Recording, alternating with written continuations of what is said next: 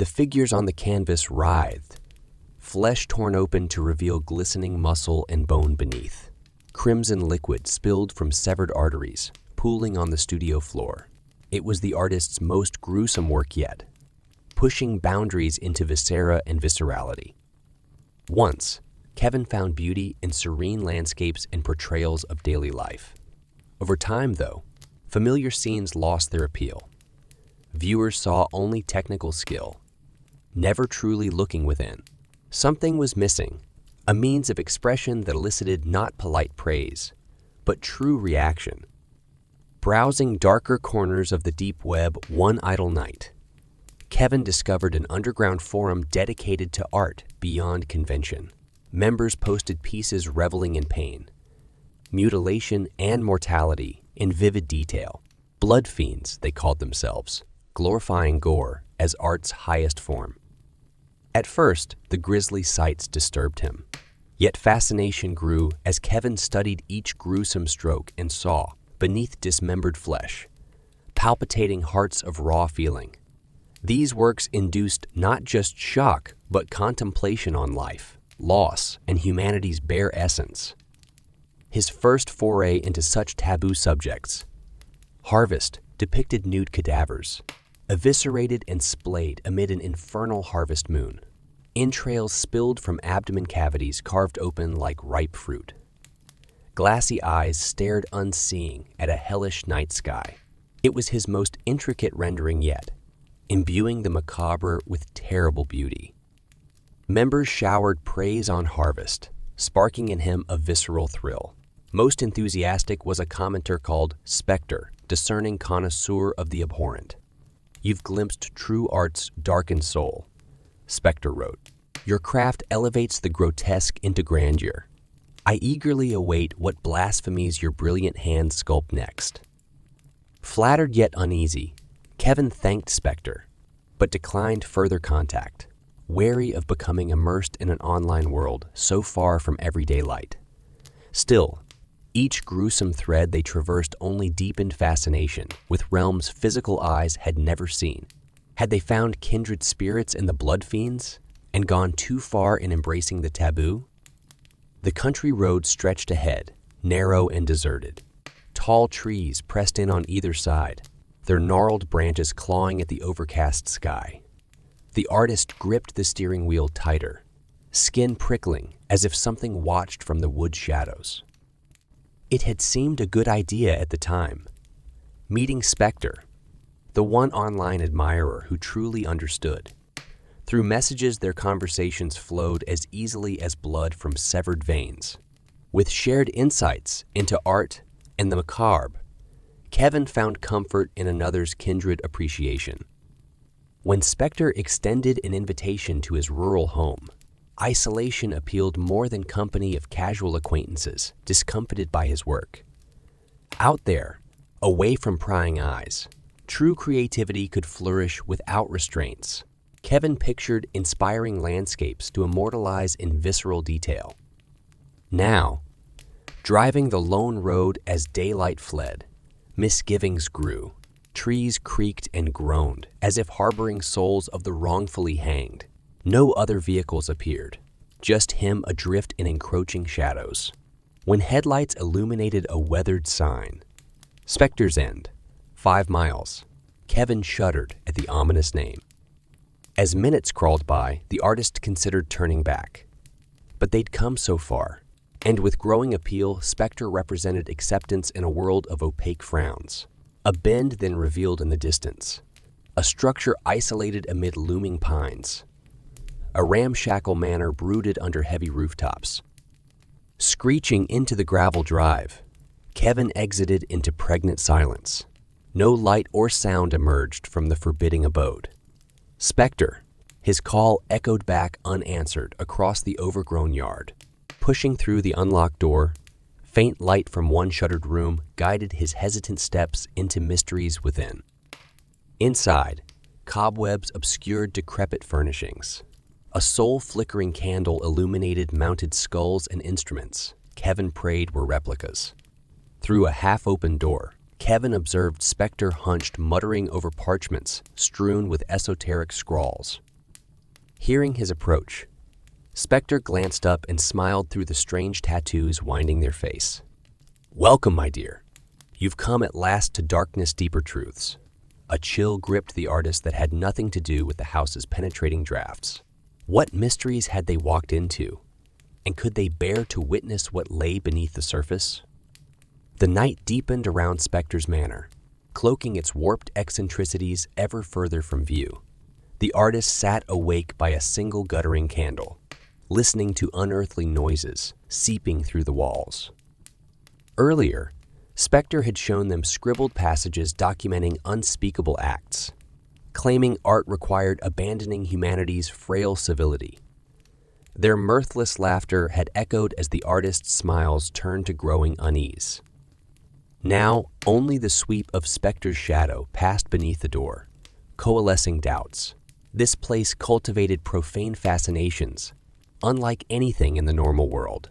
The artist yearned to flee these enclosing walls, yet feared what stalked beyond in moonlit woods. Sleep proved fitful, plagued by half-formed nightmares. The next gray morn offered no solace, as Spectre appeared grinning cryptically over a meal of dubious origins.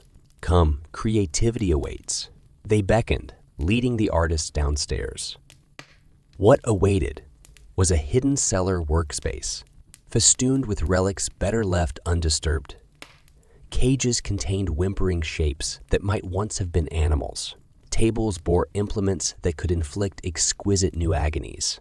The air reeked of spilled viscera and something worse, a miasma seeping into the artist's pounding head. Spectre hummed tunelessly, rolling up oil, stained sleeves to reveal scarred forearms. "Art demands personal sacrifice," they murmured, caressing a displayed flayed hand. At a nod, faceless acolytes bearing lanterns emerged from the gloom, eyes downcast per orders. Revulsion crawled the artist's skin, yet some dark fascination remained chained, unwilling to break free. When Spectre turned with a cleaver grasped in thin gloves, a madness shone in their eyes that could spawn only desecration, not creation. "Join me," Spectre rasped hungrily. "Become artisans of the charnel house together, immortalizing life's frailty." Through the cellar's unearthly glow, monsters seemed to peer from every shadow-seeking escape. Only madness could dwell in this blasphemous necropolis underground. The artist knew they must flee before dawn or be lost to the void forever. The pounding in the artist's head reached a crescendo, drowning out Spectre's demented pleas. This place, this entity, it was madness, manifest, dragging all within its thrall down the same pit. They had to escape, whatever lurked outside Spectre's end, preferable to the horrors within.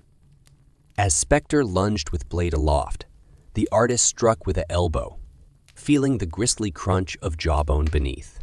Howling, Spectre reeled backwards, tripping over scattered bones. Seizing the chance, the artist fled up creaking stairs and into the yawning dark. Wind and rain hailed down as the forest swallowed them up. Tree roots and rocks threatened to twist ankles at every step.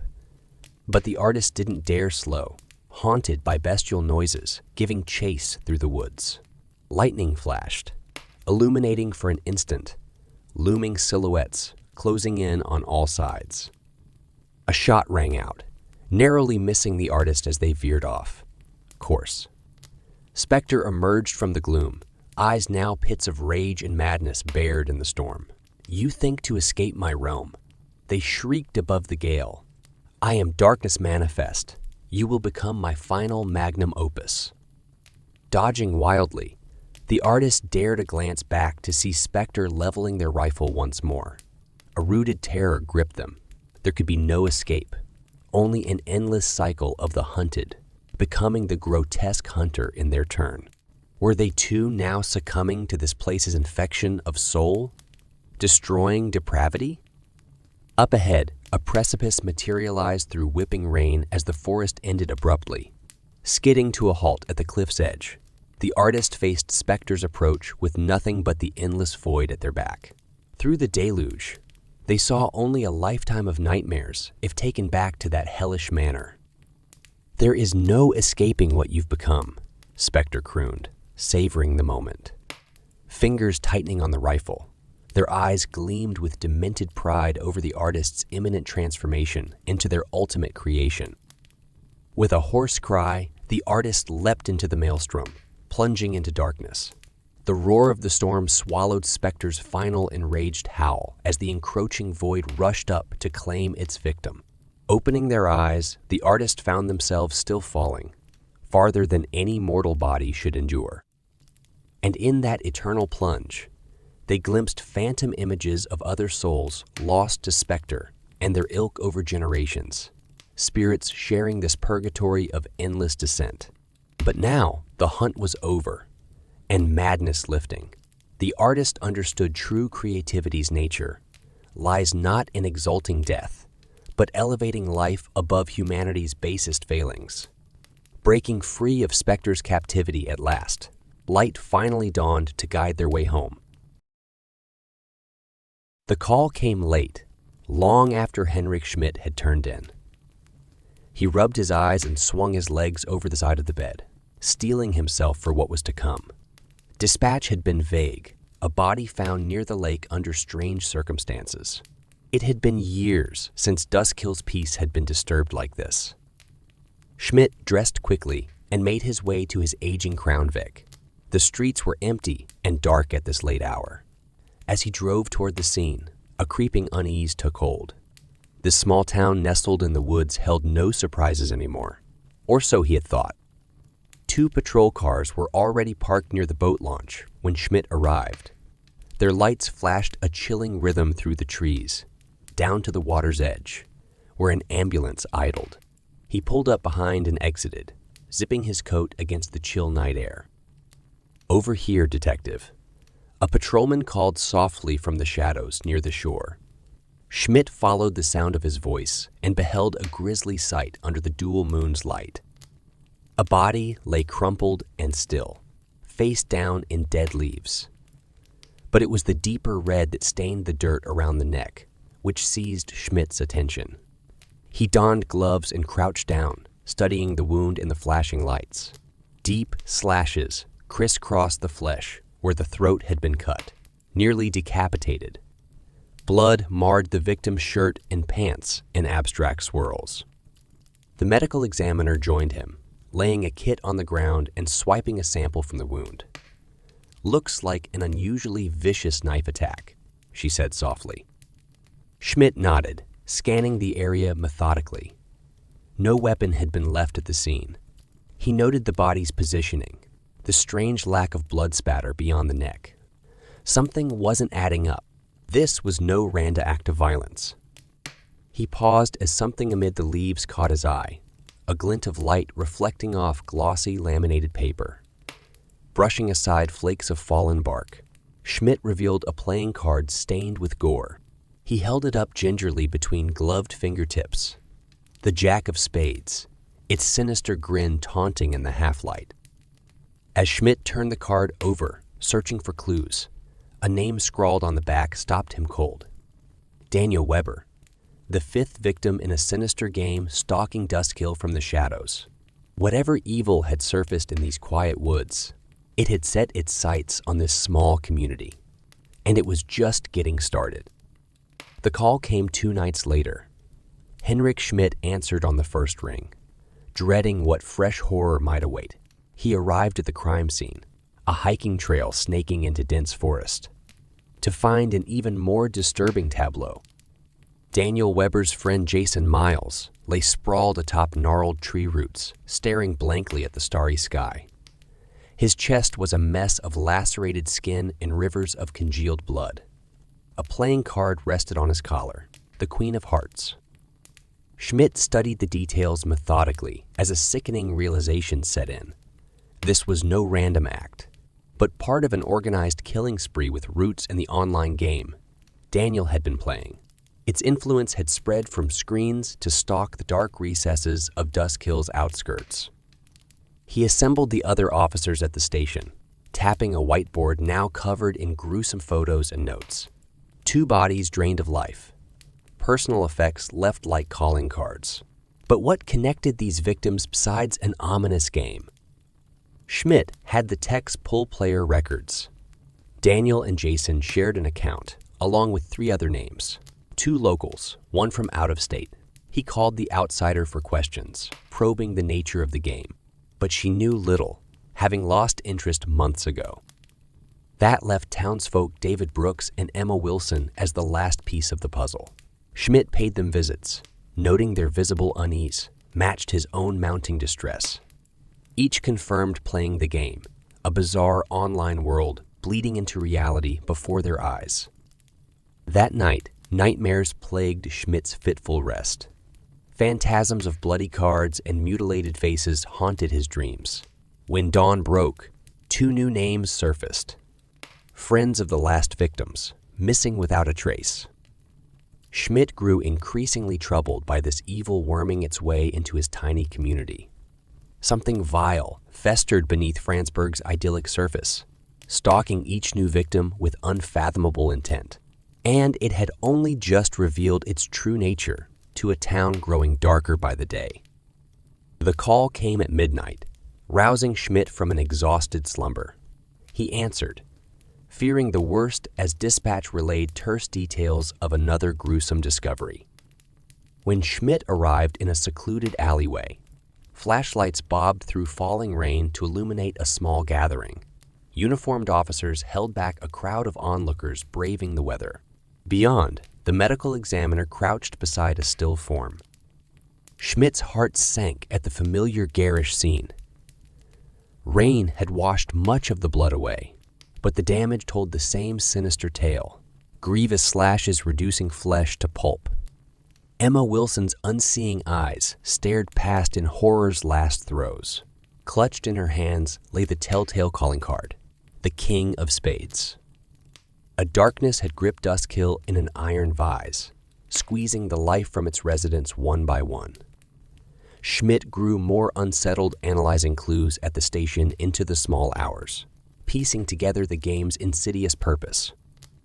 Its architect set the players against one another in a brutal contest, stripping away humanity until only a remorseless shell remained. The game had consumed Emma and her friends, warping young minds until madness took hold.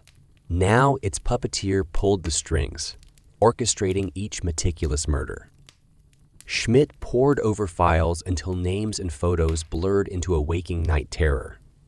Only 2 targets remained for the killer, David Brooks, and Schmidt himself as leader of the investigation. He paid David a visit with a warning, but suspicion lingered in both men's eyes. Somewhere in this town, an inhuman evil lurked, toying with its prey under everyone's noses. That night, unholy screams shattered the gloom. Schmidt raced through pounding rain to a secluded home, throwing open the door to find David flailing in a bed soaked crimson, lacerations cross-hatched raw flesh from neck to navel. As life left his eyes, a jack of hearts fell from his stiffening hands onto the bloody sheets. The dawn brought no relief, only deepening shadows and a rising sense of encroaching doom. Henrik Schmidt had slept little after the previous night's grisly discovery. Now only 1 target remained for the depraved killer, Schmidt himself. Poring over evidence, one notion repeated in his mind. This merciless game was no random online diversion, but had been expertly designed to destroy. Who in this seemingly tranquil town was capable of such calculated evil? Emerging from the station that evening, Schmidt froze at a noise coming from the alley. He drew his pistol and flicked on his flashlight slowly, dreading what horror might await, yet determined to face it. The beam illuminated crouched shapes hunkered in the growing darkness. "Police, show yourself," Schmidt shouted, closing in with revolver raised. 2 startled raccoons scurried off into the night, revealing no further terrors. Yet Schmidt sensed unseen eyes, watching from deeper shadows, toying with its prey in these final moments. He would not allow the killer to dictate their confrontation, but draw them out on his own terms.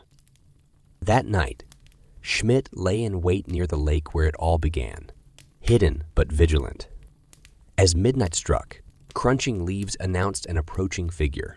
With pounding heart, Schmidt leapt from cover and shone his light on hauntingly familiar features. Emma. No, it can't be. But her open grin spoke of a soul long perished, animated now by some unholy force. Schmidt backed away in horror when a new shape emerged from the woods. Recognition struck a chilling blow before rationalization could take hold. Dear God, it had been hidden in plain sight all along. With steady hands, Schmidt faced the true architect of nightmares lurking beneath the tranquil town of Duskhill. Through strength of will and final shot, darkness was pushed back for now, yet its lingering wounds would trouble dreams for years to come. A reminder of humanity's fragility when shadows learn to play our darkest games. I stared into the mirror, tracing my scarred eyelid where flesh once met. Another life ago. But those memories remained blurred. But the sensation, the vicious scrape of metal, the wet void where an orb had been. Now, only this sight of sin remained. Dark whispers flickering at the edge of vision. My purchase had arrived, stealthily boxed and left at my door under cover of night. Within sat an enigma, an artificial eye smooth as onyx, promising truths where others saw lies. I slipped it into my socket and reality shifted. Shadows peeled back like skin, revealing festering wounds kept from daylight. Down the lane, Mrs. Wilson sang hymns while beating her daughter in the cellar. Outside the diner, Mayor Taylor flirted with girls young as dawn. And father.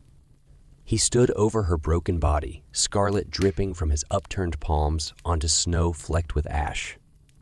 I clutched my head, choking on bile. Madness, this had to be. Yet some archaic instinct knew this sight showed forbidden fruit. Bitter but the sole nourishment left in a barren world. Sleep offered no respite from the eye's cursed visions.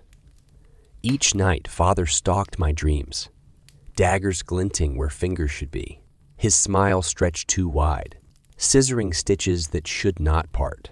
Blood-curdling laughter echoed as he sliced open my other eye, prying loose the orb to place in his mouth. I jerked awake, dripping in sweat, clutching emptied sockets agape. Morning brought no clarity, only strangers disguised in familiar guises. I watched from boarded windows, seeing the mayor greet children with hands that had groped them, the priest counsel sins he secretly endorsed. All moved as in a play I'd seen, but now understood, their true natures writ plain across twitching visages. This town was rotten to the core, a perfect disguise for poisonous hearts. And Father, that smiling demon I had called family, was the most depraved of all. I had to know more, had to follow this thread to expose every secret festering in this festering place. The eye had unveiled nightmares, but also shown a way forward. Whatever truths lay buried, I would rip them screaming into the light, or lose myself forever, trying in the darkness. My quest for answers led to a reclusive corner of the town library, shielded by dust and shadow. Ancient archives held whispers of locals who'd seen too much. Broken souls locked away or fled under cover of dark. One name surfaced again and again, the Order of Deeper Knowledge.